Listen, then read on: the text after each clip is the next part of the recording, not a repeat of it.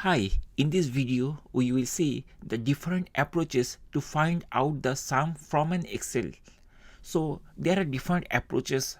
One of the easiest option is that to select the data and to find the sum. Suppose for this is the number of data we want to find the sum. So we can select this data and in Excel it will automatically highlight the sum of those values. So here we are seeing the sum of those values is like 250 and 407, this value, sum of these values.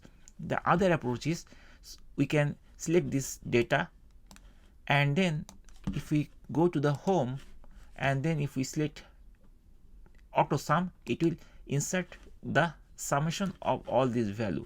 So this value and that value is the same. Right now it is selecting, that's why it's different. But if we select this thing, these rows values, all these rows values, we will find this is the exactly same figure it is coming. And there is another approach, the third and last approach.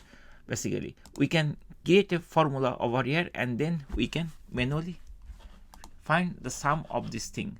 For that case, basically we need to press a equal sign of your keyboard, then we have to write a method sum, then we have to start the parenthesis, and once we start the parenthesis, then we have to tell the Excel which data we need to insert, like make the sum. So now we have to select this data and then at the end we need to close the parenthesis, and finally we have to hit enter or return key of our keyboard and it will produce the sum. So these are the three different approaches to find the sum from an Excel data set.